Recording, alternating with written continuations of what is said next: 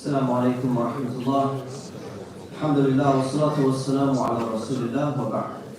So continuing on the topic of Jummah prayer and what to do. وعن سلمان رضي الله عنه قال قال رسول الله صلى الله عليه وسلم. The Messenger of Allah, peace and blessings be upon him, said, لا يغتسل رجل يوم الجمعة, that nobody takes a bath on the day of Jummah, on the day of Friday, ويتطهر ما استطاع من طهر, or purifies themselves in the best way that they can, ويدهن من دهنه, and put some oil on their hair to make their hair look nice, or some gel. أو يمس من طيب بيته, or put some nice perfume or cologne on that they have in their house. ثم يخرج فلا يفرق بين اثنين. They go out for Jummah prayer and they do not split two people. ثم يصلي ما كتب له, and then they pray what they're required to pray, which is how many rakats for Jummah prayer? 2. Not 12. ثم ينصت إذا تكلم الإمام. And when the Imam is speaking and giving the khutbah, they're quiet. They're not talking. إِلَّا غُفِرَ لَهُ مَا بَيْنَهُ وَبَيْنَ الْجُمْعَةِ الْأُخْرَى. If they do all that, then they will be forgiven for what is between one Jummah prayer and the next Jummah prayer.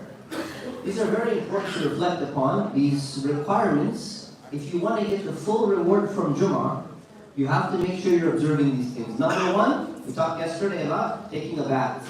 Right? Now, this, by the way, this does not mean that you only take a bath on Friday. Alright?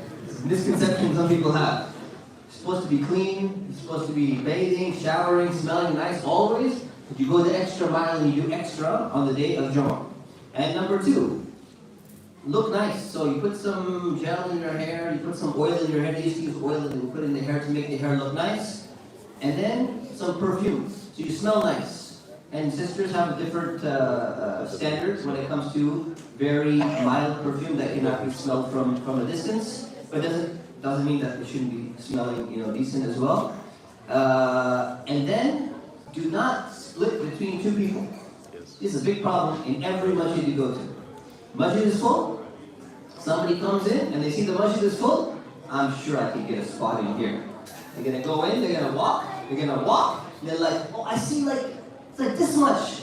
I can squeeze in there. You sit right between the two, and you bump the other two, and the people are like tipping over. And what did the Prophet say? He knew this was a problem. And he said, if you do that, you're going to lose the reward for the Jummah that you came for. You're not going to get the reward. And then he says, then you pray, and you don't talk while the Imam is giving the khutbah. These are the requirements. If you want the sins to be forgiven and get the reward for Jummah. If you break the requirements, you miss out. So if we're going for Jummah, we have to be going for Jummah anyways. If you're men, adult men, you want to make sure you get the maximum reward of that. So may Allah subhanahu wa ta'ala help us to apply these things and implement them in our own lives and in our own masjid.